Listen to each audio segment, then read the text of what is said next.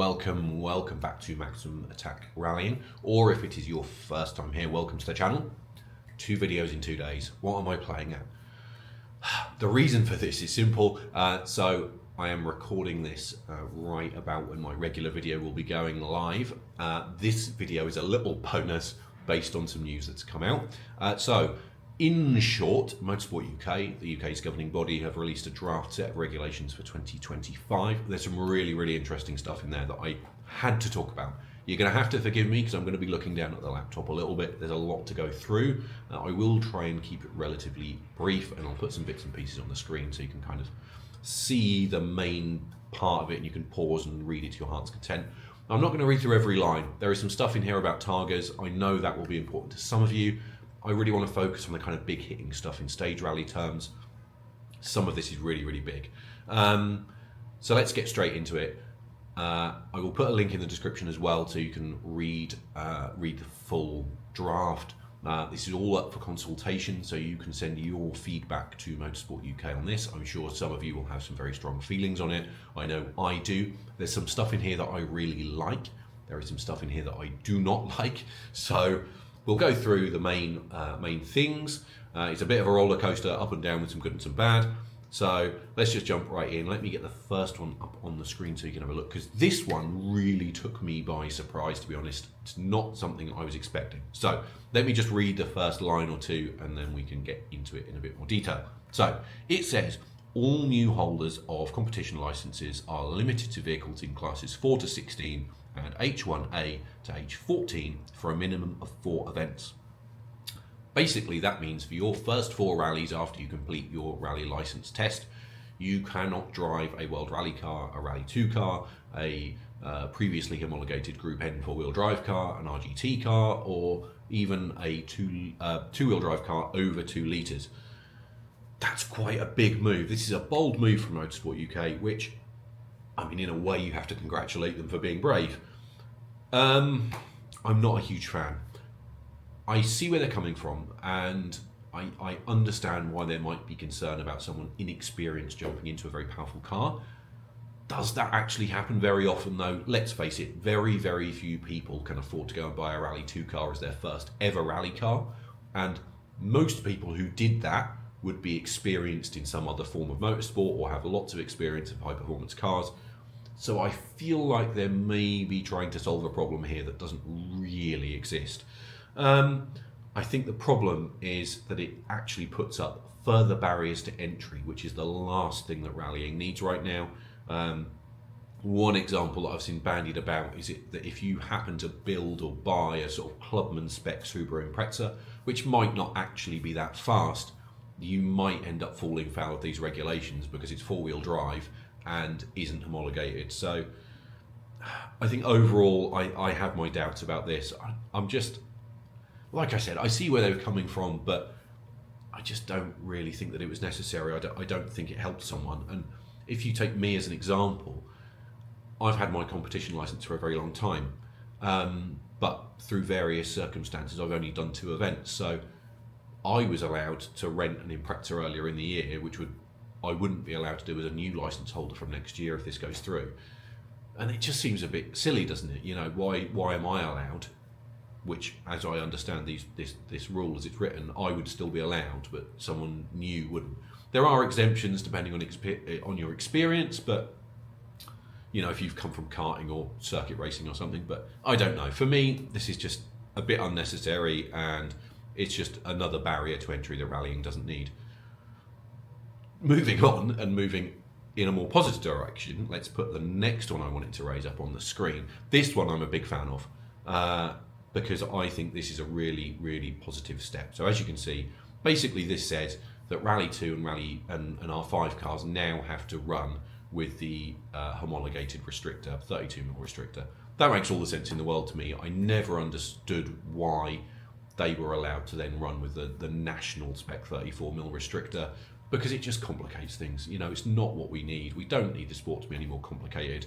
And for people to be running cars that look the same but are in different classes or different performance levels, it was just unnecessary. I know a lot of people with R5 and Rally 2 cars have been saying that we should go down this route, so I really hope this regulation gets put into the yearbook or whatever they call it for next year, because I just think it makes all the sense in the world. So we started with a negative one. This is a positive one. I'm really glad to see this, and I really hope this one goes through.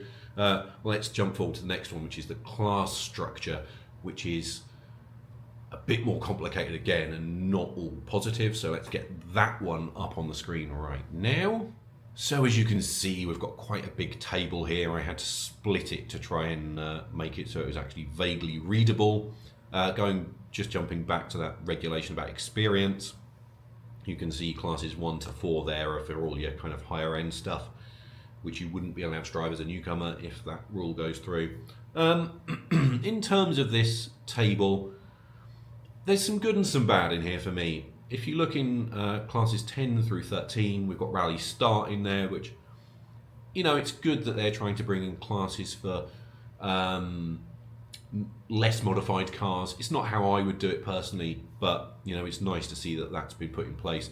I like the fact that they've tried to create a kind of level class system across the UK, because I think it was silly that every event could basically do what it wanted with classes, because you could end up with different cars, the same car being in different classes on different events, and I always thought that was silly, and it just made the sport unnecessarily confusing. So I think it's good that they're trying to kind of, make things more uniform. A couple of things in here that I don't necessarily like, though. Like I said, the Rally Start thing is okay, but it's perhaps a little bit too restrictive. And just, for me, I think the big thing in here is there is just too much about engine capacity. And it just shows that we're still a long way behind. If you look at the car industry gave up on engine capacity years ago. It's all about forced induction, downsizing.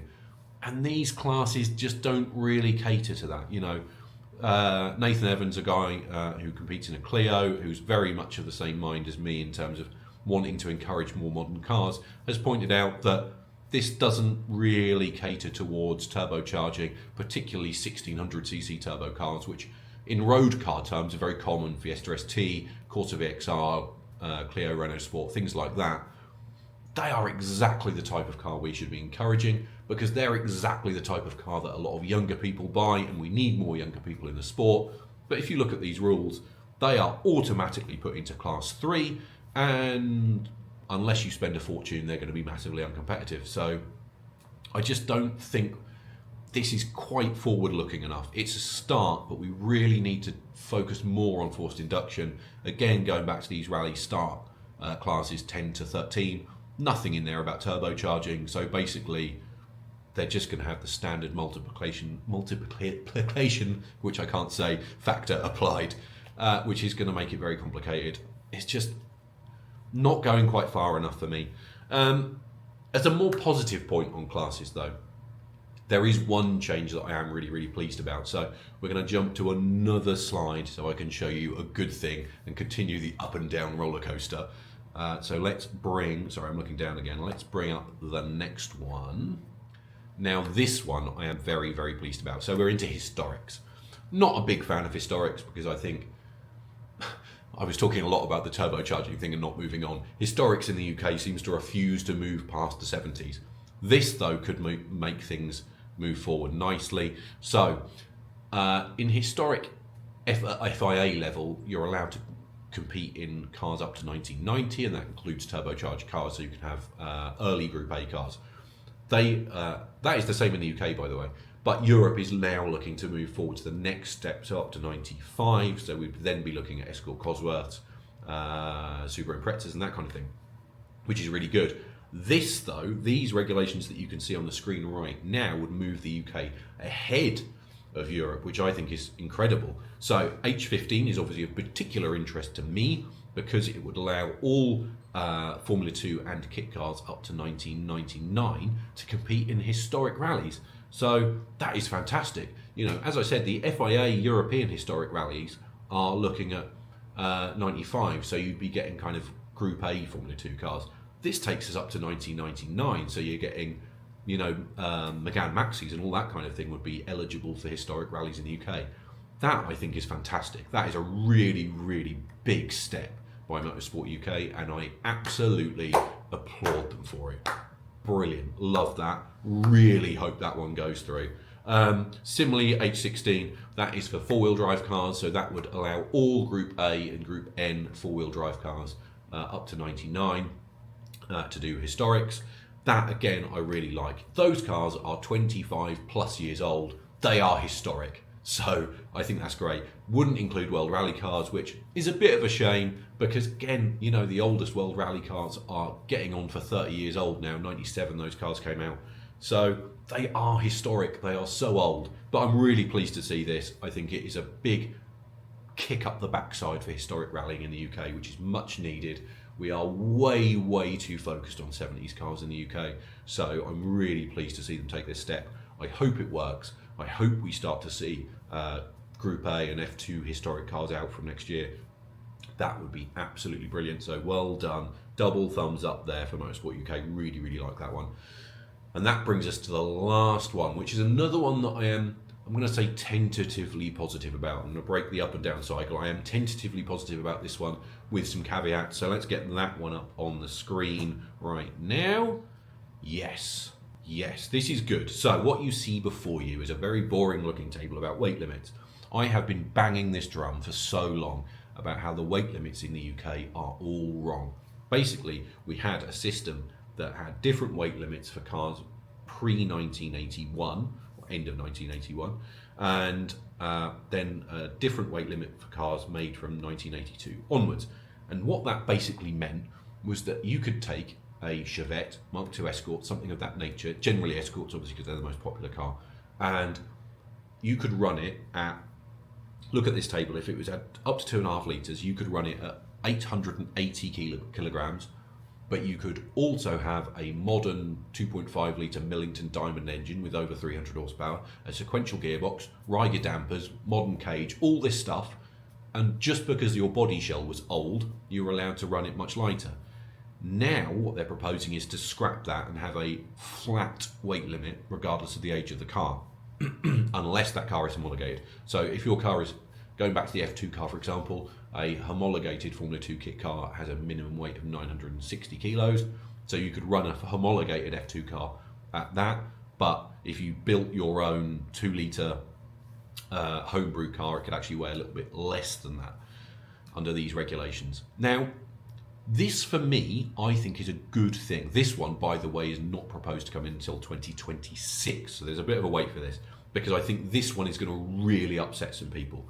As I said, you've got a big cohort of Escorts in the UK that have 2.5 litre engines, modern gearboxes and things. They are going to fall victim to this. I know that not all of those cars are running at this 880 kilogram minimum weight, but I bet a lot of them are running at sub 1080 kilos. I think this is a good thing. I have nothing against a modern Escort. I know a lot of people out there have suggested that I hate Escorts. That is not the case. I really like Mark IIs. I really like modern Mark IIs. I think they are fantastic. The problem is that I don't like any car being given an unfair advantage. And this is what the regulations have been doing, because it's basically encouraging people to keep building older cars. It's not just Escorts, it's any, pre-1982 car. And 1982 was a very, very long time ago. It was more than 40 years ago. And while we shouldn't discourage people from having those cars, we should also be encouraging people to move forwards. And the regulations, as they are right now, penalise you for having a modern car. And I don't like that. And you have to combine that with the fact that it's actually very difficult to get a modern car down to a weight limit. A lot of modern cars are quite heavy. They have, stronger body shells and more stuff. So getting them to weigh getting them down to a weight limit can be tricky. Whereas if you're starting with a 70s body shell that's got A-pillars made of sticks and, those cars are inherently light. So I think equalising the weight limits regardless of the age of the car is good. Allowing dispensation for homologated cars is good, because that means if you run an FIA historic spec car, for example, you can run it at its homologated weight. So I think overall this is kind of going in the right direction. I would say, I know there are some people that are going to say, you can't add ballast to these cars, that's dangerous. Motorsport UK actually told me that at one point. That is, with the greatest respect, horse poop. Ballast is being used across motorsport and is being used for decades. Touring cars have been using ballast since the 90s. It is more than plausible to add ballast to an older car to bring it up to these minimum weights. I do not buy the idea that you can't add ballast to cars. I just don't. Yes, you might have to put some quite big bits of ballast in some cars, but there are ways and means of doing that. You know, ballast is not a new concept in motorsport, so we shouldn't be afraid of it. I think, though, like I said, I think this is kind of going in the right direction. I would say my only criticism is that it looks like it's only going to apply to cars built after 2026 or from 2026 onwards, because if a car has a weight on its passport, this won't apply. I don't agree with that. I think it should be backdated. You know, we can do it over a period, but I think we should backdate this to all cars.